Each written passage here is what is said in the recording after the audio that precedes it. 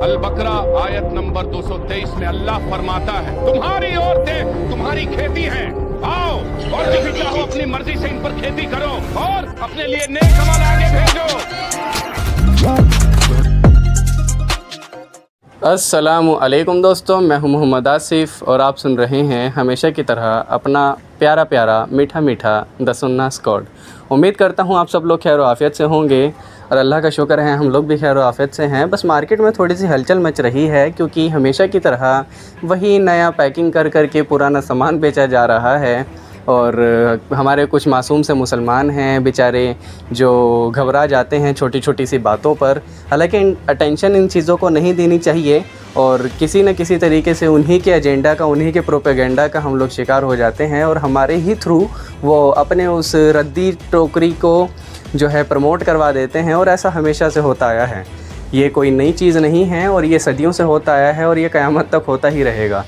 तो बात चल रही थी हम दो हमारे 12, लेकिन बात इससे ज़्यादा बढ़ चुकी है। जी हाँ, बात 12 से ज़्यादा बढ़ चुकी है।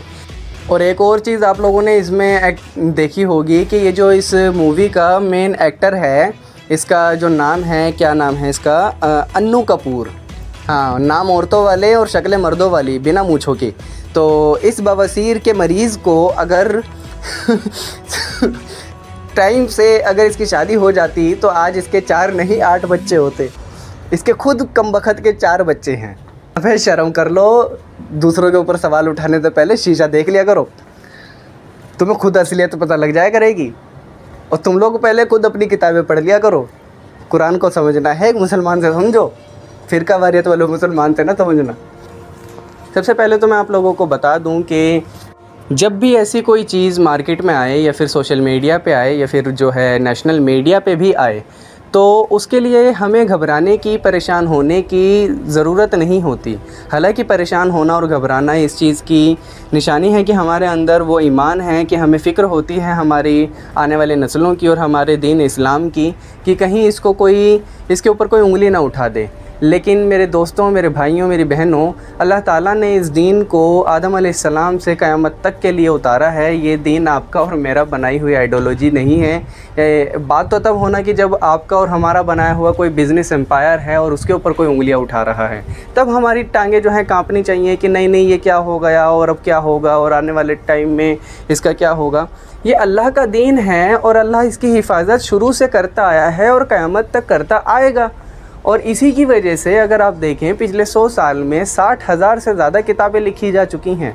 हज़ारों मूवीज़ ऐसी बन चुकी हैं जिसमें इस्लामोफोब्स दिखाए गए हैं और प्रॉपरली और जो होती हैं प्योर एंटी इस्लामिक, प्योर इस्लामोफोब्स के थ्रू वो ड्रामास बनाए जाते हैं, वो मूवीज़ बनाई जाती हैं। लेकिन अल्लाह का शुक्र है आज अगर आप 2024 में उठा करके देखें तो सबसे ज़्यादा ग्रो करने वाला जो रिलीजन है, जो आइडियोलॉजी है, वो इस्लाम है। तो अल्लाह का ये दीन है, अल्लाह ताला इसकी हिफाजत खुद कर सकता है।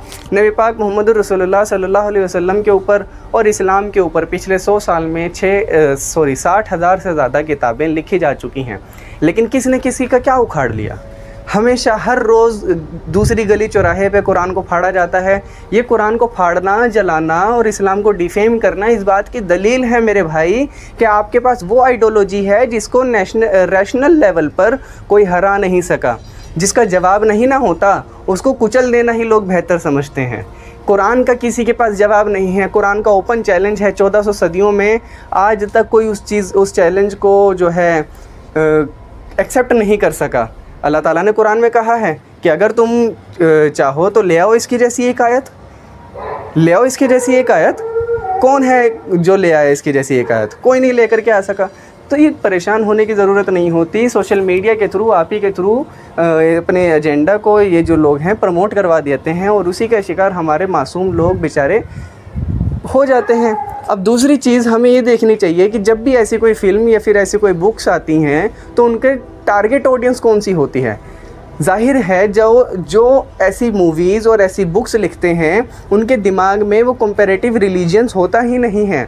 उनके दिमाग में लोगों के प्रति, दूसरे धर्मों के प्रति वो मोहब्बत होती ही नहीं है जो एक मुसलमान के जो है दिमाग में होती है, फिर एक नॉर्मल हिंदू के दिमाग में होती है। जब वो अपनी इस मेंटलिटी के ऊपर एक कोई ऐसी मूवीज़ बनाता है या फिर कोई ऐसी बुक लिखता है तो उसकी टारगेट ऑडियंस भी वही होती है जो उसके जैसी मेंटलिटी को रखते हैं। और मैं अपने लफ्ज़ों में इसको कहूँगा कि जब एक कीड़ा उसको आप नाली से उठा करके किसी साफ़ सुथरी जगह पर पे उसे नहला धुला करके रख दें तो वो मछली की तरह तड़पेगा, उसको उसी नाली के अंदर सुकून मिलेगा। तो इसकी जो टारगेट ऑडियंस होती है वो भी वही होती है जो उसकी तरह गंदी नाली के कीड़े की सोच रखने वाली ऑडियंस होती है। तो सबसे पहली बात तो ऐसी फिल्में कुछ ज़्यादा बढ़ती नहीं हैं, हिट नहीं होती हैं, ये हमेशा फ्लॉप होती हैं। B grade F grade movies जो होती हैं ये हमेशा इसी तरीके से फ्लॉप हो जाती हैं। हाँ, सिवाय उनके जिनमें बहुत बड़ा चढ़ा करके झूठ बोला हो, जैसे कि केरला स्टोरी, उसका भी प्रमोशन खुद मुसलमानों ने ही कर दिया अंदगी में उसका भी प्रमोशन खुद मुसलमानों ने किया और वो कहीं ना कहीं चलो वो 70-80 या फिर 90 करोड़ या 100 करोड़ के आसपास वो मूवी पहुंची, लेकिन बाद में उसका भी कच्चा चिट्टा खुल गया कि उसमें भी जो एविडेंस दिए गए थे वो सारे के सारे झूठ थे। तो मैं आप लोगों को बता दूं कि अब करना क्या है, लेकिन सबसे पहले अब उस आयत को भी देख लेते हैं जिसकी वजह से इतना ज़्यादा जो है इन कमबख्तों ने बवाल खड़ा कर दिया है। तो वो आयत है सूरह बकरा की, अल कुरान सूरह बकरा आयत नंबर 223। हम इस आयत का इंशाल्लाह अभी तर्जुमा और तफसीर दोनों पढ़ेंगे और लेकिन साथ ही साथ हम उन लोगों को भी देखेंगे कि उन लोगों के जो हैं वैदिक स्क्रिप्चर्स यानी कि उन लोगों के जो धार्मिक ग्रंथ हैं वो क्या कहते हैं। जाहिर है कि मोदी जी के कहने के अनुसार हम तो कपड़ों से पहचानेंगे ना, कि कपड़े से पहचानिए कि ये बंदा है कौन, पत्थर मारने वाला है कौन, कीचड़ उछालने वाला है कौन। तो हम तो उनके धर्म ग्रंथों से भी देखेंगे और देखेंगे कि क्या उसमें अच्छा है या फिर क्या बुरा है या फिर किस चीज़ के अंदर क्या चीज़ गलत है। तो फ़ैसला हमारी जनता कर लेगी इंशाअल्लाह ताला। ठीक है, तो सबसे पहले हम इसकी तफसीर और तर्जुमा देख लेते हैं। तो अल्लाह ताला सूरह बकरा आयत नंबर 223 में ये फरमा रहा है कि बाद औज़ु बिल्लाहि मिनश शैतानिर रजीम, निसाउकुम हर्सुल लकुम फ़ातू हर्सकुम अन्ना शइतुम फ़क़द्दिमू लिअन्फुसिकुम। तुम्हारी बीवियाँ तुम्हारे लिए खेतियाँ हैं, लिहाजा अपनी खेती में जहाँ से चाहो जाओ। अब अगर हम देखें ये आयत, अगर हम रैशनली देखें और लॉजिकल के हिसाब से देखें तो ये आयत तो और अल्लाह ताला ने औरत की अज़मत के लिए, औरत की इज़्ज़त के लिए बयान की है। क्योंकि अगर हम एक मर्द को एक किसान समझें और एक औरत को एक खेती समझें तो किसान के लिए सबसे ज़्यादा इम्पोर्टेंट चीज़ उसकी ज़िंदगी मौत जो है उसकी खेती से जुड़ी होती है। और उस खेती से जो फसल निकलती है यानी कि मर्द और औरत के मिलाप से जो बच्चा पैदा होता है, सारी ज़िंदगी उसी के ऊपर उन लोगों की गुजर जाती है। और एक वक्त वो भी आता है कि जब इंसान के दिल में या फिर उसके अंदर वो नफसानी ख्वाहिशात या फिर वो जो है फ़िज़िकल जो हैं अट्रैक्शंस नहीं भी होती, लेकिन एक मर्द और एक औरत अपनी उस फसल की वजह से, अपनी उस संतान की वजह से साथ में रहते हैं। अब जाहिर है 60 साल की उम्र में तो नहीं किसी को ऐसे ख्वाब आते ना कि अब मेरी खेती कहाँ है और मुझे उसके ऊपर हल चलाना है। तो जाहिर है वो 60 साल के बाद की जो ज़िंदगी है वो उस खेती की और किसान की उस फसल के थ्रू ही गुज़रती है, उसकी वजह से ही वो एक दूसरे के साथ बॉन्ड रहते हैं। जैसे कि खेती इस दुनिया के लिए ज़रूरी है, खेत इस दुनिया के लिए ज़रूरी है ताकि वो हमें फसल दे सके, अनाज दे सके, चावल दालें दे सके, इसी तरीके से औरत भी इस दुनिया के लिए ज़रूरी है क्योंकि वो इस दुनिया को जो है संतान पैदा करके देती है। इसी वजह से वो किसान और खेत हमारे लिए ज़रूरी हुआ और इसी तरीके से हमारा मर्द और औरत का मिलाप होना भी ज़रूरी हुआ क्योंकि वो मर्द और औरत के मिलाप से जो फसल निकलती है उसी से इंसानियत आगे बढ़ती है। अगर आप अपने घरों में देखें तो सबसे ज़्यादा इज़्ज़तदार जो आपके घरों में शख्स होगा वो आपकी दादी होगी या फिर वो आपकी नानी होगी। क्यों? क्योंकि उसी की ये सारी की सारी पैदावार है, उसी के पेट से सारे के सारे निकले हैं, चाहे वो 10 हैं, चाहे वो 12 हैं, चाहे वो 2 हैं। अगर दूसरी चीज़ अगर हम अपनी अकल पे ध्यान दें तो हम हिंदुस्तान की धरती को अपनी माँ इसी वजह से हमारे भाई कहते हैं क्योंकि ये हमें जो है फसल देती है। तो मेरे भाई अल्लाह ताला ने इस आयत के अंदर कुछ गलत नहीं कहा है बल्कि औरत को एक ऐसी रैशनल और एक ऐसी लॉजिकल चीज़ के साथ जोड़ा है और औरत और मर्द के रिलेशन को ऐसी रैशनल और ऐसी लॉजिकल चीज़ के साथ जोड़ा है कि अगर आप अपना दिमाग, अपनी अकल लगाएं तो आपको जो है वहाँ पे सही रिज़ल्ट ही दिखेगा कि औरत की इज़्ज़त यहाँ पे बढ़ाई गई है। इसी तरीके से अगर हम हिंदुइज़्म में देख लें तो अथर्ववेद मंडल 14 सूक्त 2 मंत्र 14 में क्या इसमें ईश्वर फरमा रहा है कि जैसे कि बलवती उपजाऊ भूमि में विधि पूर्वक जोत कर उत्तम बीज बोने से उत्तम अन्न उत्पन्न होता है, वैसे ही पूर्ण ब्रह्मचारी बलवती स्त्री के साथ पूर्ण ब्रह्मचारी वीर्यवान श्रतुगामी पुरुष का यथाविधि संयोग होने से उत्तम संतान उत्पन्न होती है। तो जाहिर है अल्लाह ताला जो कुरान में कह रहा है वही अल्लाह ताला जो है अपने वेद में यानी कि अपने जो ओल्ड स्क्रिप्चर्स हैं उनमें भी कह रहा है। और अगर हम इसके साथ साथ देखें कि विशुद्ध स्मृति में 9 का 33 में अगर आप इसमें जाएंगे तो स्त्री को भूमि या खेत से तुल्य माना है। तो अब मुझे आप बताइए कि गलत कौन हुआ? गलत अगर कुरान है तो गलत ये भी है, जबकि गलत दोनों ही नहीं है अगर अपनी अकल चलाएं तो। अगर आप उसमें दूसरा पॉइंट देखेंगे उस ट्रेलर के अंदर तो उसमें आता है कि मर्द जब चाहे स्त्री के पास जा सकता है भले ही वो प्रेग्नेंट हो।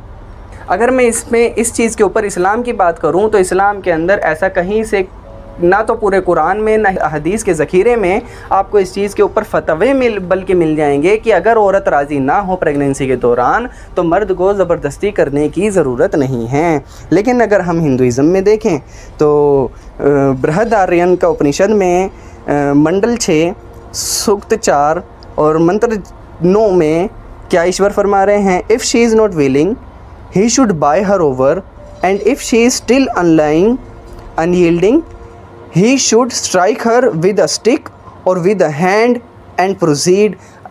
ईश्वर उसको कहता है कि अगर वो औरत मना कर दे तो उसको डंडे और छड़ी से मारने की इजाज़त है।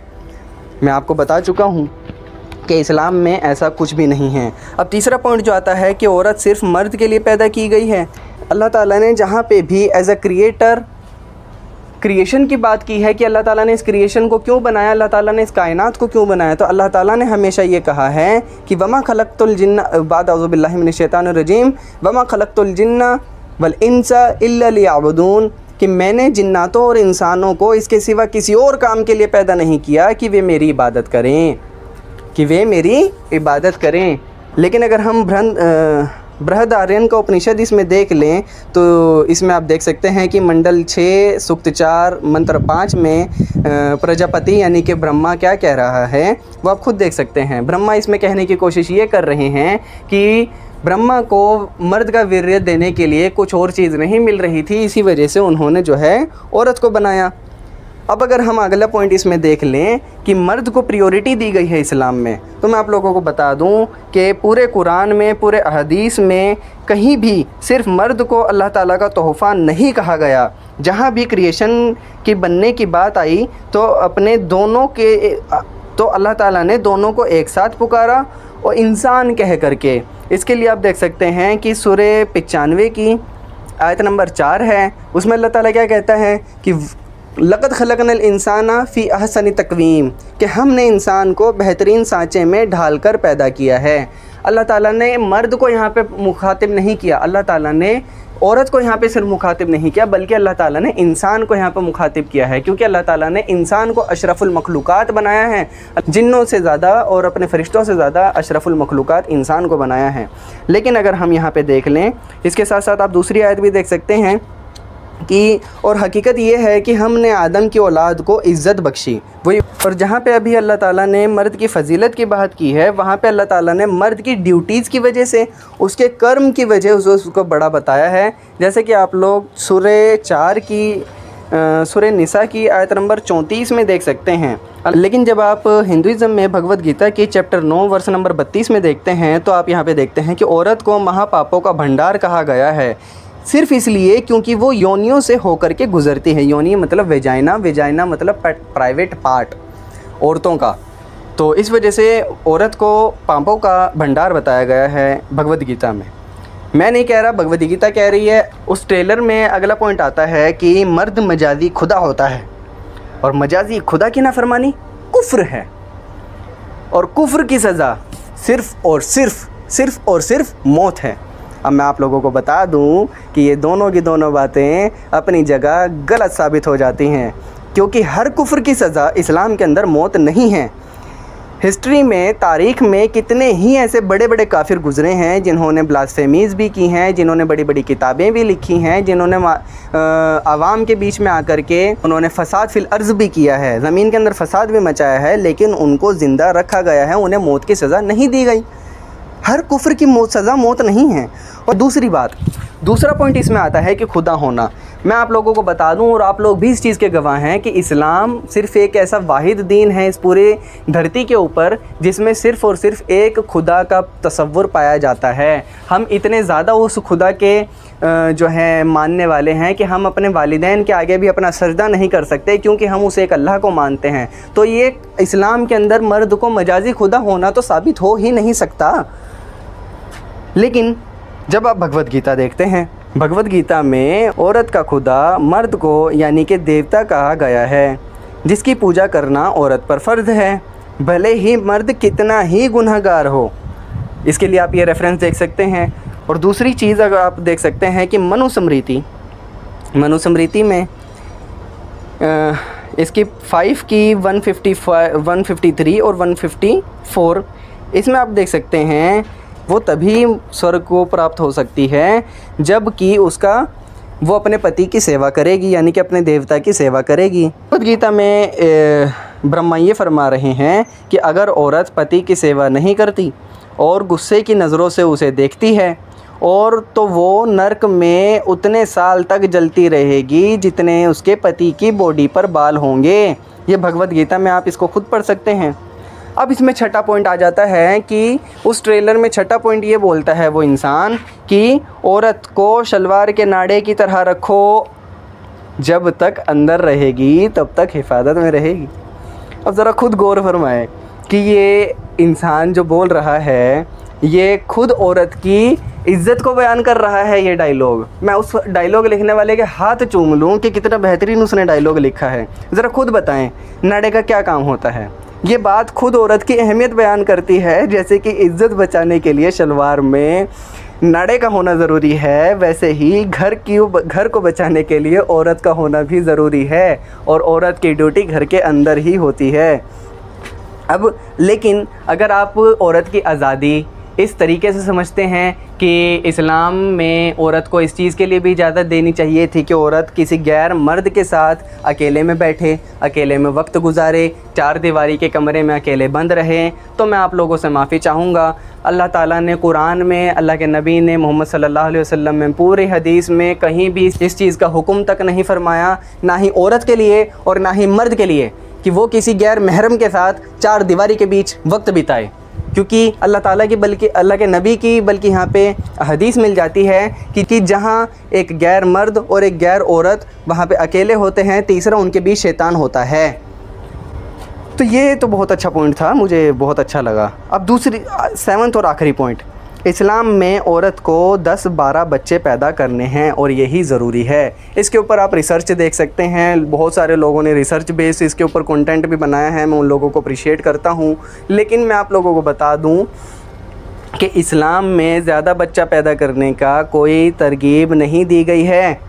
ये चीज़ मर्द और औरत को ही तय करनी है कि उनको कितने बच्चे वो लोग परवरिश कर सकते हैं, कितने बच्चों की एजुकेशन, कितने बच्चों को वो सही तरीके से पढ़ा लिखा सकते हैं और उनको एक सोसाइटी के लिए एक एसेट बना सकते हैं, ताकि वो लोग सोसाइटी के अंदर जो है अपना योगदान दें। चाहे वो 2 बच्चे तय करें, चाहे वो 4 बच्चे तय करें, चाहे वो 8, चाहे वो 10, चाहे वो 12 बच्चे तय करें। लेकिन जहाँ हम हिंदुइज़म में देखते हैं, हिंदुइज़म में हमें देखने के लिए ये मिलता है कि ऋग्वेद मंडल 10 सूक्त 85 और मंत्र जो है 45, इसमें पति को चाहिए, इसमें ब्रह्मा ये फरमाते हैं कि पति को चाहिए कि पत्नी को 10 बच्चे पैदा करवाए और 11वां पालक खुद को समझे। मैं जल्दी से इसको आगे बढ़ता चलूँगा। ऋग्वेद 10 मंडल 10 सूक्त 86 मंत्र 23, ये ट्रांसलेशन है श्री राम शर्मा आचार्य जी की। मनु की एक बेटी थी जिसने एक साथ 20 बच्चों को जन्म दिया। तो मुझे आप बताएं कि किस में ज़्यादा बच्चे पैदा करने की तरगीब दी जा रही है, इस्लाम में कि हिंदुइज़म में? फिर नारी अंक एक किताब आती है हिंदुज़म की, बहुत अच्छी किताब है, नारी के ऊपर है। उसमें तो ये बताया गया है कि औरत को 20 बच्चे पैदा करके भी सुंदरी लगना चाहिए, यानी कि मलाइका अरोड़ा, ऐश्वर्या राय, दीपिका पादुकोण, ऐसा ही लगना चाहिए। मैं नहीं कह रहा, नारी अंक कह रही है। अब मैं यहाँ पे इन सब चीज़ों को रिबटल इस तरीके से करता हूँ कि औरत को खेती कहना की जहाँ तक बात थी वो बिल्कुल ठीक थी, और प्रेगनेंसी के अंदर जहाँ पे बात थी कि प्रेगनेंसी के अंदर उसके साथ किस तरीके से व्यवहार करना है, किस तरीके से व्यवहार नहीं करना है, तो अगर आप उस आयत को अभी दोबारा पढ़ेंगे तो उस आयत में ही अल्लाह ताला क्या आगे फरमा रहा है कि तुम्हारी बीवियाँ तुम्हारे लिए खेतियाँ हैं, लिहाजा अपनी खेती में जहाँ चाहे से जाओ। अब अगर एक किसान है तो उसको कोई रोक नहीं सकता उसके खेत में जाने के लिए, चाहे वो रात को 3 बजे जाए, चाहे वो दोपहर के 3 बजे जाए, चाहे वो रात को 11 बजे जाए, चाहे वो दोपहर के 11 बजे जाए। वो जब चाहेगा अपनी खेती के पास जाएगा और अपनी ज़रूरियात को पूरी करेगा, और इस तरीके से भी पूरी नहीं करेगा कि वो ब्रूटल सेक्स हो जाए, यानी कि वो ब्रूटली भी उसको इस तरीके से इंटरकोर्स नहीं करेगा कि उसको वो हर्ट करना शुरू कर दे, क्योंकि अल्लाह ताला इस आयत में ही आगे ये फरमा रहा है, और अपने लिए अच्छे आमाल आगे भेजो और अल्लाह से डरते रहो। अपने आमाल अच्छे आगे भेजो, यानी कि उस खेती के अंदर जा कर के भी आपको तहज़ीब के अंदर रहना है। उस खेती के अंदर आपने चीर फाड़ नहीं मचा देनी कि नहीं मेरी तो खेती है, मैं चाहे जहाँ से इसको काटना शुरू कर दूँ। इंसान है वो, और एक किसान को सबसे ज़्यादा प्यारी अपनी खेती होती है, जैसे कि हम पहले बात कर चुके हैं। तो अल्लाह ताला इसी आयत के अंदर तरगीब भी दे रहा है कि अपने लिए अच्छे आमाल आगे भेजो और अल्लाह से डरते रहो, और यकीन रखो कि तुम उससे जाकर मिलने वाले हो, और मोमिनों को खुशखबरी सुना दो। ये बात ज़ाहिर है मोमिनों के लिए की गई थी, तो मोमिनों के लिए खुशखबरी है, क्योंकि वो इस काम को करते वक्त भी अल्लाह ताला से नेकी की उम्मीद रखते हैं कि अगर मैं इस सोसाइटी को एक नेक औलाद पैदा करके दूंगा और मैं अपनी औरत के साथ मिल करके इसकी तरबियत अच्छी करूंगा तो ये सोसाइटी के लिए अच्छी बात होगी। अब आखिर में पॉइंट ये आ जाता है कि ऐसी चीज़ें आती थी, आती हैं और आती हमेशा रहेंगी। करने की बात क्या है? करने की बात यह है कि हमेशा लोग दीन का दिफा करते थे, करते हैं और करते रहेंगे। कभी भी हम लोगों ने ये नहीं कहा कि कानून को अपने हाथ में ले लो। इल्मी चाहे जितना इख्तलाफ करो, इल्म के एतबार से जब आप किसी को हराते हैं तो उसकी 7 पुश्तें हार जाती हैं। इल्म के एतबार से हराएं, दलीलों के एतबार से हराएं, रेफरेंसेस के एतबार से हराएं। अब हमने करने की ये काम हमारे ऊपर ये हैं कि लोगों को और ज़्यादा दीन सिखाना होगा, और इन मूवीज़ के एतराज़ों को खुद सोल्व करने की कोशिशें करनी होंगी, और ख़ुद सोल्व कर करके एक ऐसा प्रोडक्ट बन जाना होगा, एक ऐसा दीन इस्लाम का एक ऐसा मुजाहिद, एक ऐसा आलिम, एक ऐसा रिसर्चर बन जाना होगा कि अपने बच्चों को खुद हम इन एतराज़ों को सिखाएं। क्यों हम लोग दीन नहीं सीखते? हम लोग क्यों ना दीन सीखें? अगर हमें दीन का इतनी ही फ़िक्र है तो हमें चाहिए कि हम खुद दीन को सीखें, खुद दीन के ऊपर अमल करें, और ख़ुद अपने बच्चों को खुद दीन को सिखाएं। जब हम एक कॉटन का 50 रुपये मीटर वाला कपड़ा भी लेने जाते हैं, हमारी औरतें, जब हमारी बहनें या फिर हमारे भाई, तो उसको हाथ में लेकर के मल करके देखते हैं, जबकि उसको कपड़े की इतनी नॉलेज नहीं होती। उसकी नस्लों के अंदर भी, उसकी पुश्तों के अंदर भी कोई कपड़ा बनाने वाला नहीं गुजरा होता, लेकिन फिर भी वो उसको मल करके देखता है। क्यों मल करके देखता है? क्योंकि 50 रुपये जा रहे हैं। भाई, तुम्हारी 50 साल की ज़िंदगी के बदले तुम्हें वहाँ पर आखिरत में कभी ना ख़त्म होने वाली ज़िंदगी मिल रही है, लेकिन तुमने अपने दीन को कभी उठा करके भी नहीं देखा। तुम्हें सूरह फातिहा का तर्जुमा भी याद करना मुनासिब ना समझा। तो मेरे भाइयों, ऐसी चीज़ों का एतराज़ जवाब देने पड़ेंगे, हमेशा देने पड़ेंगे। तो हमें चाहिए कि ख़ुद हम अपने दीन का जो है नॉलेज, सही नॉलेज हासिल करें। कुरान को और हदीस को अपनी ज़ुबान में पढ़ें, अच्छे उस्तादों की निगरानी में पढ़ें, और फ़िरका वारियतों से ऊपर उठ करके जवाब दें। जब तक आप फ़िरका वारियत में पटे रहेंगे तब तक कुछ नहीं कर सकते। अल्लाह ताला कहने सुनने से ज़्यादा अमल करने की तौफ़ीक़ अता फ़रमाएँ, और जो हक़ बात मैंने कही थी अल्लाह ताला उसको कबूल फ़रमाएँ, और जो मुझसे गलती कोताही हुई होगी अल्लाह ताला उसको माफ़ फ़रमाएँ। और अल्लाह ताला हम सब को दीन को पढ़ने की, लिखने की, समझने की, और अपने बच्चों को समझाने की और अमल करने की तौफ़ीक़ अता फ़रमाएँ। वमा अलैना इल्लल बलागुल मुबीन। अस्सलामु अलैकुम व रहमतुल्लाहि व बरकातुहू।